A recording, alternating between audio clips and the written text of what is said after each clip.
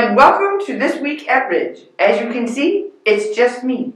Jared is hard at work on his Easter sermon, so he asked Karen and I to take care of This Week at Ridge, so buckle down your seatbelt because it's going to be a wild ride. This is why they don't let us do it. Alright, so first, let's do all of the announcements for the events that are coming up this week, and then we will go over some things about yesterday and going forward. Alright, so our announcements are, today there are bells at 7 p.m., so if you are a bell ringer, please be here by 7 o'clock to practice with Rich. If there's not bells, Rich will let you know. Tomorrow, the Women's Bible Study is meeting at 10 a.m. in room 104-106, so anybody is welcome to join them at 10 a.m. tomorrow. At 1 o'clock, Rich will be playing his sweet hour of praise in the sanctuary, so you are welcome to come in and hear what kind of music he will be sharing with you tomorrow. I heard that there was Elvis involved a couple weeks ago, and I'm really sad that I missed it. Maybe he'll play something catchy for us tomorrow. We'll see. And then on Wednesday, the book group is meeting at 1:30 in Fellowship Hall, in the North Exit Fellowship Hall, so you are welcome to join the book club at 1:30. Men's Bible Study is still online via Zoom, Wednesday at 5 p.m. and then at 8 a.m. on Thursday. Starting April 14th, the Wednesday Bible study will be back to in-person, and on Thursday, April 15th, the 8 a.m. Bible study will be back to in-person in the parlor. If you would like more information, please reach out to either Dave Miller or Wes Lukosius, and they can fill you in on that. Thursday is our Thursday Seder meal. Those of you who have registered, the doors will be open at 5:50, and you are welcome to join us. It will start promptly at 6 o'clock. And take about an hour to go through the whole Seder meal. So if those of you who have registered, you are welcome to come to the doors at 5:50. On Friday, we will have our virtual Good Friday service with all of the other pastors of the United Methodist churches in our area for a Tenebrae service, which is the extinguishing of the candles as Scripture is being read. So I encourage you to tune in for that. It will be virtual only at 7 p.m. on our Ridge Facebook page and our Ridge YouTube page. On Saturday, kids who have registered for the Easter event, children 6 years and under, will be from 10 to 11:30, and kids 7 to 11 will be from 12:30 to 2. If you have registered and you're not sure what time, just give me a call or send me an email, and I will let you know what time your kids are registered for. We will have games and snacks and activities and an Easter egg hunt, and it's going to be a whole lot of fun. So I'm looking forward to Saturday because I checked the weather, and as of this moment, it is supposed to be 64 and sunny. Thanks be to God.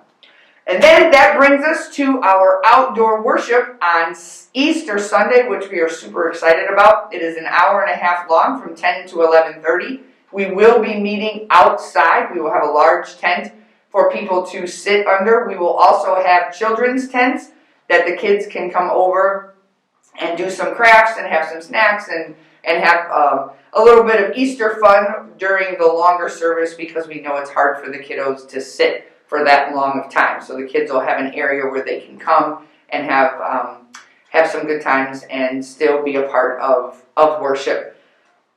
And I think that is all of the announcements for this week. We have lots going on. If you need a written copy of it on the back of your bulletin from yesterday, all of the announcements have all of the things that I have shared with you this morning.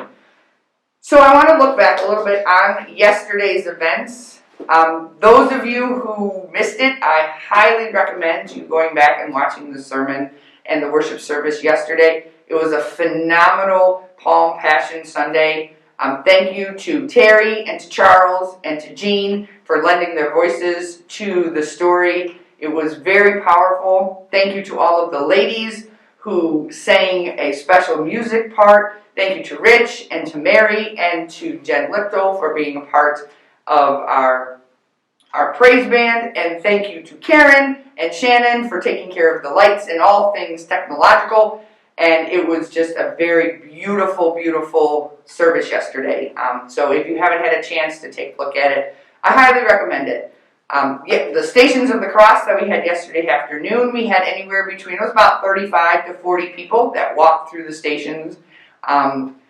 I did post a video online. If you weren't able to come and see it for yourself, I'm trying to figure out how to, well, Karen's going to help me, to revamp it a little bit so you can get a better idea of the stations if you weren't able to come. Thank you to Lauren and Diane Payne and Ann Zatorsky and Lauren's friend Marion for all of their excruciating work that they did for weeks getting everything painted and set up, and it was a beautiful display. Thank you to Alicia for coming in and helping set up on Saturday. It was a long day on Saturday getting everything ready. And thank you to the education team who took a small vision that Lauren and I had and made it something beautiful. It's great when there's so many volunteers that are willing to step up and make something extraordinary during this season. And thank you to all of the parents who brought all of their kids for the stations. The kids weren't sure what they were going to do, but when they got to their spots, they did a great job. And I'm very proud of all of them for a long hour and a half. They did a great job. So, what else? Oh, I know.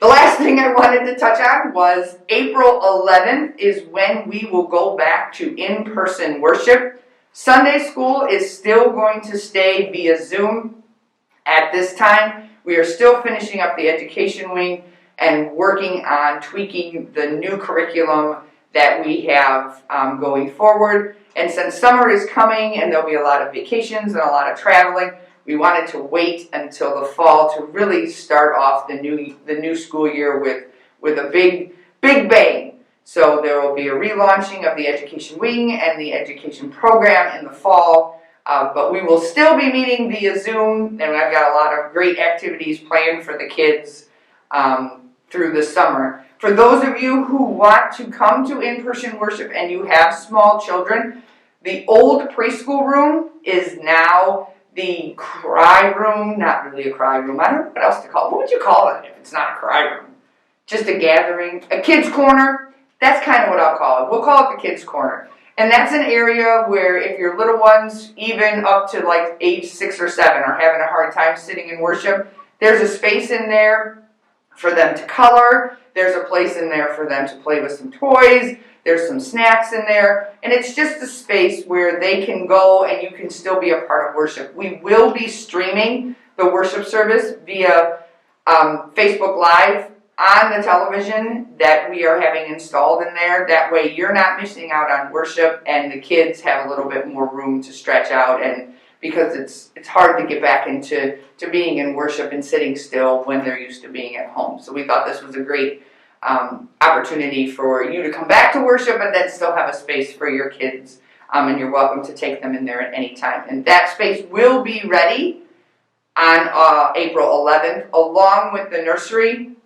We do not have a nursery worker yet, but the space will be open. If you have a tiny one that you need to go in there for any reason, you will be able to use that space as well.